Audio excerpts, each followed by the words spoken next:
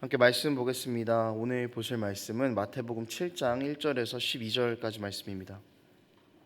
마태복음 7장 1절에서 12절까지 말씀입니다.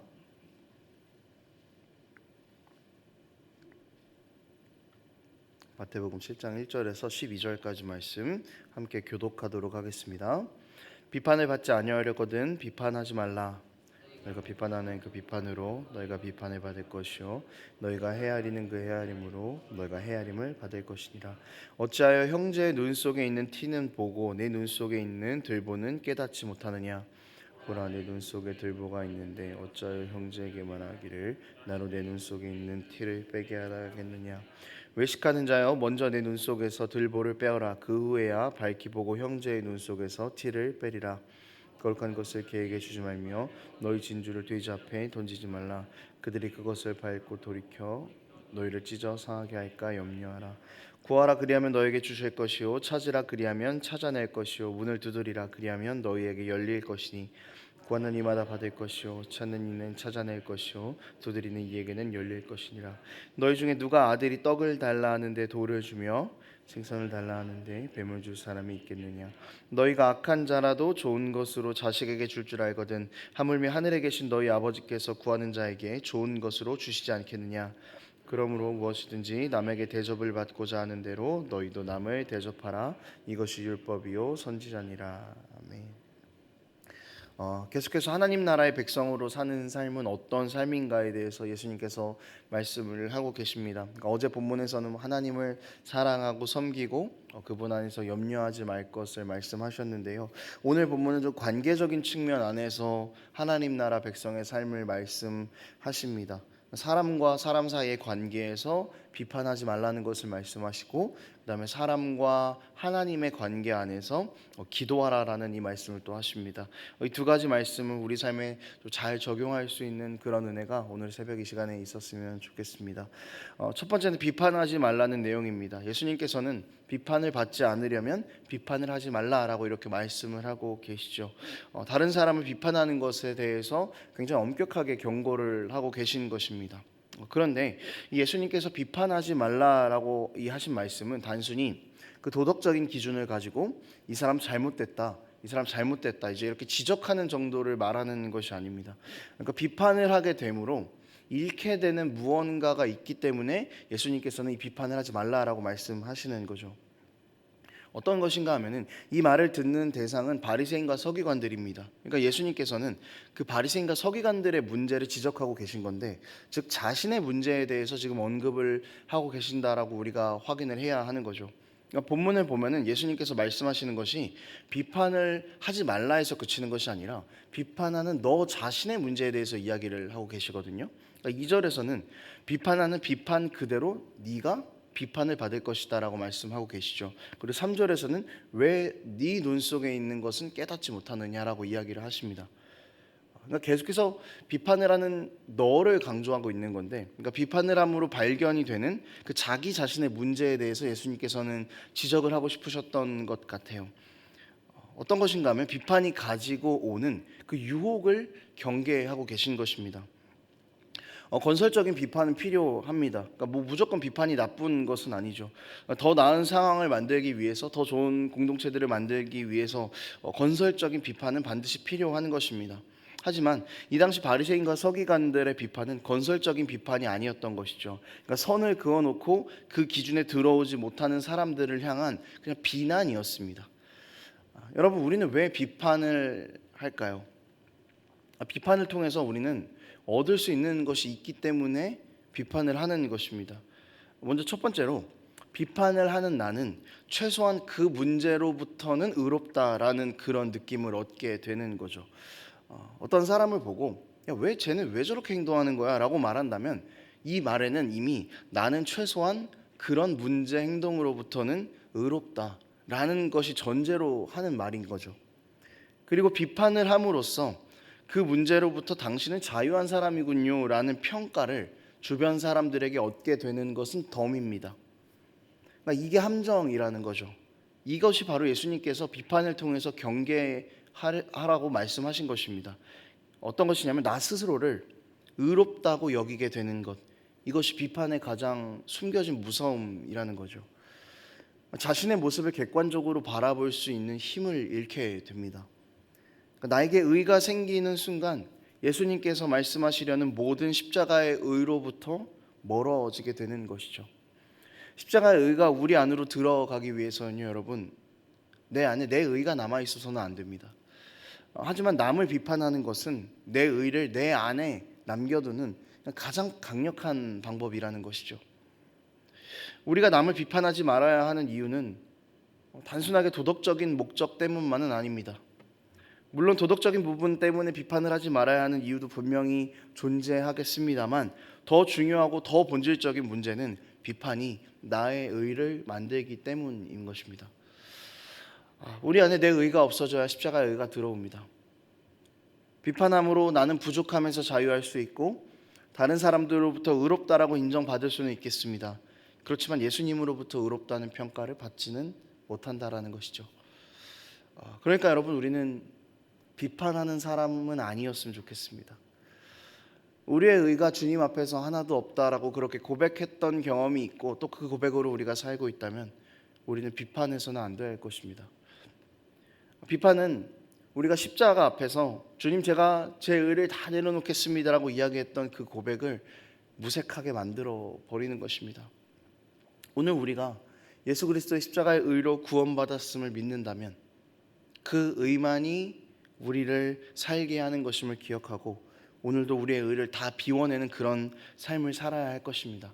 그 방법이 바로 오늘 주님께서 말씀하고 계시는 비판하지 말라라는 말씀이신 거죠. 자, 두 번째는 기도에 대한 내용입니다. 근데 본문을 읽다 보면은 이게 잘 이렇게 구해라, 저렇게 구해라 이야기하시지 않습니다. 그리고 구하는 방법에 대해서 이야기를 하고 있는 게 아니라는 거죠. 그냥 구하라라는 이야기를 하고 계십니다. 하나님께서 기뻐하시는 것을 구합시다. 이것은 하나님께서 기뻐하시지 않으니까 이거는 분별해서 구합시다라는 그런 느낌이 아니라 하나님께 구하는 것 자체를 주저하고 있는 사람에게 이제 구하는 것을 시작하라라고 말하는 그런 느낌에 더 가깝습니다. 여러분, 하나님께 구하는 것을 시작할 때 필요한 것은요, 우리 안에 의심을 걷어내는 일입니다. 이 본문은 우리가 읽다 보면 어쩌면 의심을 먼저 하게 되는 구절일지도 모르겠습니다. 정말 구하는 대로 하나님께서 다 주실까? 기도하는 것이 정말 이루어지기는 할까라는 그런 의심이 우리 안에 먼저 올라오게 하는 본문이라는 거죠. 그래서 우리가 그런 우리 안에 올라오는 이 의심 때문에 하나님께 구하는 것조차 시도하지 않을 수 있다는 것입니다. 구하는 것도 하지 않을 때, 그러니까 하나님 앞에 나와서 아무런 것도 시도하지 않을 때 우리를 바라보시는 하나님의 마음이 어떤지를 우리가 생각해 보자는 거죠. 어쩌면 하나님께서는 구하지 않고 아무것도 하지 않고 있는 우리를 보시면서 굉장히 섭섭해 하실 수도 있겠다라는 생각이 듭니다. 그래서 저는 이 본문 안에서 자식이 떡을 달라는데 돌을 줄 아버지가 어딨냐, 생선을 달라고 하는데 뱀을 주는 아버지가 어딨냐 라고 말하는 이 구절이 제발 의심을 걷어버리고 지금 당장 구하는 것을 먼저 시작하라. 나는 언제든지 너희에게 가장 최선의 것을 줄 준비가 되어 있다라고 말씀하시는 그 하나님의 감정이 담겨 있는 것은 아닌가라는 그런 생각이 들더라고요. 관계의 신뢰를 이야기하고 있는 것입니다. 여러분, 신뢰가 있어야 이야기할 거 아닙니까? 신뢰가 있어야 구하지 않겠습니까? 그러니까 기도하지 않는다라는 것은 어쩌면 우리가 하나님에 대한 신뢰가 조금씩 옅어지고 있지도 모른다는 생각을 해야 된다라는 것이죠. 기도해봤지만 이루어지지 않았습니다라고 말하는 사람들도 분명히 있을 것입니다. 그래서 나는 낙담하고 싶지 않아서 기도하지 않습니다. 그러니까 낙담하고 싶지 않아서 구하지 않습니다라고 말하는 사람들 분명히 있을 것입니다. 근데 이건요, 여러분, 기도를 좀 오해한 것 같아요. 우리는 하나님의 뜻을 완전히 다 이해할 수 없습니다. 물론 당연히 그분의 뜻도 우리가 다 헤아릴 수 없죠. 그리고 가장 결정적인 것은 뭐냐면 기도 응답의 영역은 우리의 영역이 아니라 철저하게 하나님의 영역입니다. 때로 주님께서는 no라고 이야기하실 수도 있겠습니다. 또 때로는 yes라고 말하실 수도 있죠. 때로는 그냥 침묵해버리실 수도 있습니다. 하지만 이 하나님의 기도 응답의 이 no, yes, 침묵은 작은 조각조각들을 이루어서 점차 내 삶 속에 들어오게 됩니다. 여러분, 구하는 것을 시작하지 않으면 노라는 그 조각도 얻을 수 없습니다. 구하는 것을 시작하지 않는다면 yes라는 답도 그 조각도 우리가 얻을 수 없고요. 침묵이라는 조각도 우리가 얻을 수 없습니다. 하나님께서 기도 응답하시는 방법은 물론 단번에 이루실 수도 있겠지만 하나님의 나라가 이루어지는 원리이지 않을까 싶습니다. 점차 내 삶 가운데서 점진적으로 이루어지는 것이 하나님의 방법인 것이죠. 그러니까 하나님의 기도 응답의 조각조각이 조금씩 모여가면서 내 삶에 놀랍게 일하시는 광경이 이루어질 것인데 애초에 구하지 않는 사람들은 그 조각조차도 모으지 못하는 것입니다. 그 조각조차도 볼 수 없게 되는 것이죠. 여러분, 그러니 우리는 구해야 합니다. 그러니 우리는 더 기도해야 합니다.